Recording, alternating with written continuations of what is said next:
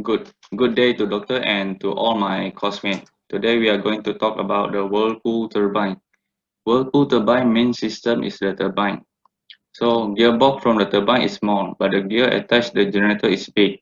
So that turbine is moving slow, but the generator is moving at a high speed of RPM.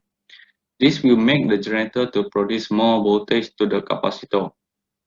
Generator convert it from AC to DC and DC link to AC. Since the house need AC, the system will convert it from DC to AC. As can you see from the block diagram here? So the AC send the voltage to the capacitor, then capacitor send to all the thing, then gate sensor will send the signal to the control board and communication. Then control board is a feedback of the system. Then the feedback send the signal to the turbine control unit with the management of the system. So it's gonna manage the speed of the turbine. Okay, Hani will take over. Thank you, Ovi. So now we project our system.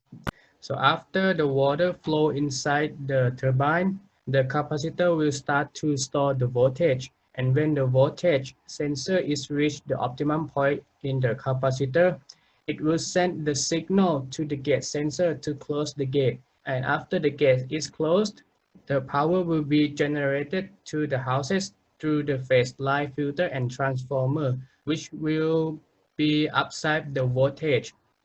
And this will be repeated again once the voltage sensor become low. So the voltage sensor will send the will start to store the voltage in the capacitor again and send the signal to the gate sensor. I will pass this to Naba. Okay, one of the special features of Whirlpool turbine is the location of the turbine, because unlike hydroelectric power station, Whirlpool turbine doesn't need a dam to be built. It does need a reservoir, uh, but yet the Whirlpool turbine can be built in any water source unless the water current is fast.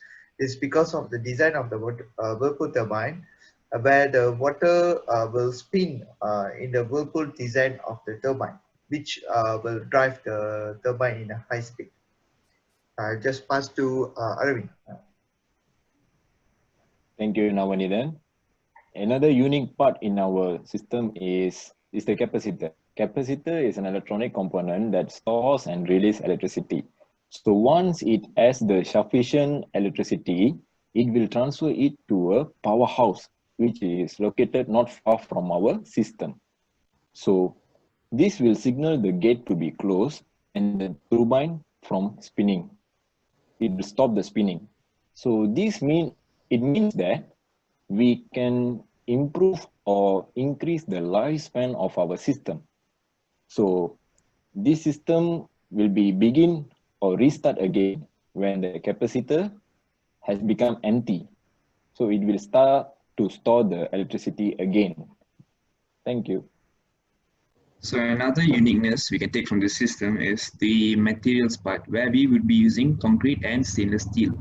Stainless steel will be used on the turbine and concrete will be used on the structure that will support the turbine. So why are we using these materials? One is because it's readily available from our country. Two, because it's cheap. And the last one is because both of these materials are strong enough to hold the structure in place in the long term. So that's it for our presentation on this poster. Thank you very much.